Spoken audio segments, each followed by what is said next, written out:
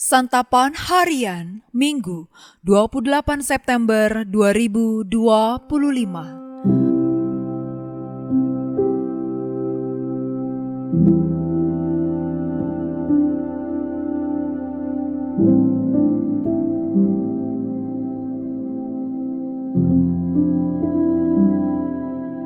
Inilah program Santapan Harian, sebuah program yang mengajak Anda menelusuri isi Alkitab, agar Anda menemukan makna firman Tuhan sesuai dengan konteksnya. Santapan Harian tertuju bagi Anda yang ingin memiliki kehidupan rohani yang segar, kuat, dan sigap. Hari ini kita akan membaca Lukas pasalnya yang ke-20, ayat pertama hingga ayatnya yang ke-8. Namun sebelumnya, mari kita berdoa. Di heningnya saat ini, kami bertelut memohon kepadamu Kristus, untuk bersabda bagi kami saat ini yang merindukan keindahan dan kebenaran firman-Mu. Di dalam cinta kasih-Mu ya Yesus, kami berserah. Amin.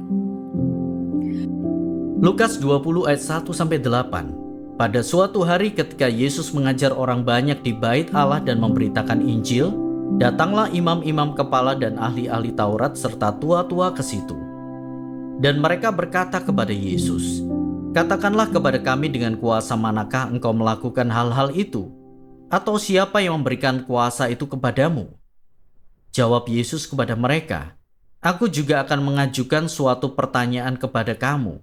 Katakanlah kepadaku, baptisan Yohanes itu dari surga atau dari manusia?" Mereka memperbincangkannya di antara mereka dan berkata, "Jikalau kita katakan dari surga, ia akan berkata, 'Mengapa kamu tidak percaya kepadanya?' Namun jikalau kita katakan dari manusia, seluruh rakyat akan melempari kita dengan batu, karena mereka yakin bahwa Yohanes adalah seorang nabi." Lalu mereka menjawab bahwa mereka tidak tahu dari mana baptisan itu. Yesus pun berkata kepada mereka, "Aku juga tidak akan mengatakan kepadamu dengan kuasa manakah aku melakukan hal-hal itu."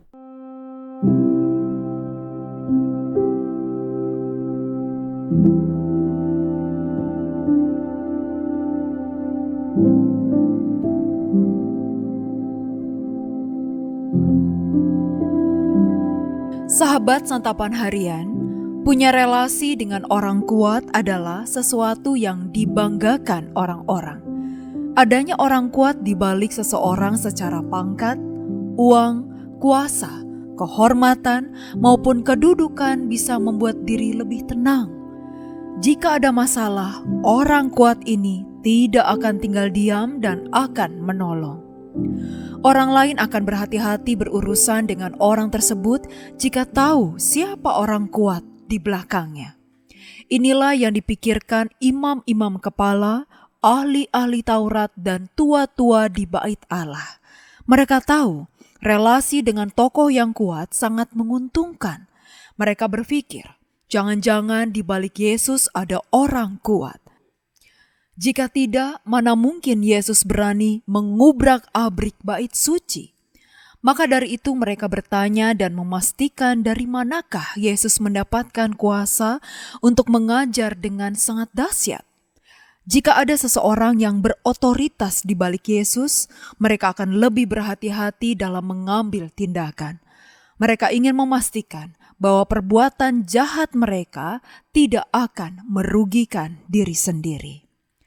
Yesus tidak menjawab mereka karena tahu bahwa mereka sejatinya tidak ingin bertanya, melainkan mempertanyakan dan mencari celah. Kembali Yesus dengan kasih ingin membuat mereka berefleksi diri dan sadar.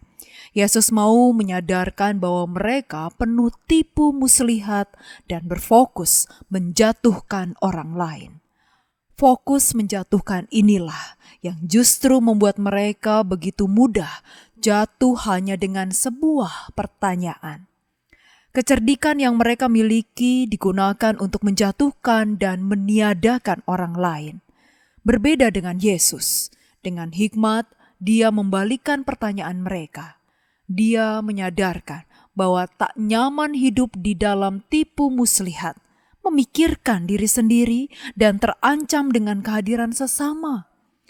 Tuhan tidak suka umatnya melihat seseorang berdasarkan kekuasaan yang dimiliki. Jangan kita mudah terancam dengan kehadiran orang lain, sebab kita dipanggil untuk menyatakan kasih-Nya melalui segala kelebihan, kecerdikan, dan hikmat yang kita miliki. Mari kita berdoa. Ya Allah, nama-Mu adalah kudus. Karena itu kami bertekad untuk hidup dalam kekudusan. Berfokus pada kehendak-Mu, bukan pada keinginan ego kami. Dalam kasih Putra Tunggal-Mu, Yesus Kristus, kami memohon. Amin.